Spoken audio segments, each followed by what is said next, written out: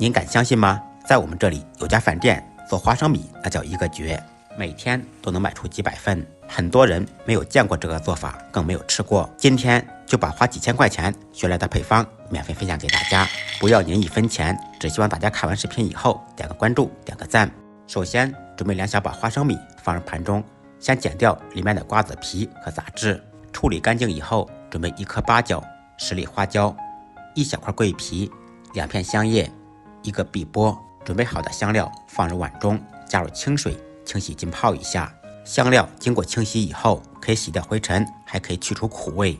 洗好以后，把水倒掉，控干水分。起锅，锅烧热，清洗干净的香料放入锅中，开中小火慢慢煸炒，把香料的水分和香味炒出来。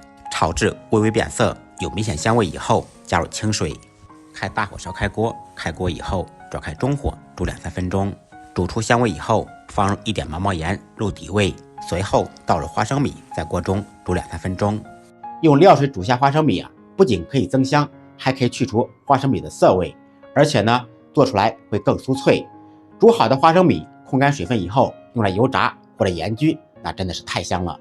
煮至花生米表皮发皱以后，即可捞出控水备用。利用这个时间准备1点小料，生姜切成薄片，大蒜同样切片。切好以后放入碗中备用。起锅，锅烧热，倒入1块钱的咸盐，在锅中干炒。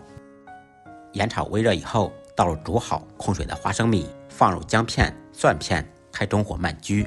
期间要用铲子不停地翻拌，使其受热均匀。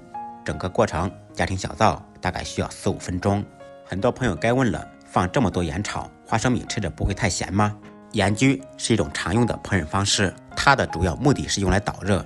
焗好的花生米咸香适中，当焗制花生米在锅中噼里啪啦的响时，就快好了。用手揉一揉，搓一搓，不脱皮就证明还不行，继续中火慢焗。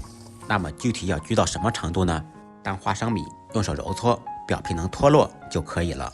这个时候先不要着急盛出来，把火关掉，在锅中焖1-2分钟，效果会更佳。还有一种辨别方法，我们可以观察一下锅中的大蒜，当大蒜表皮金黄酥脆以后，也是花生米的最佳出锅时机。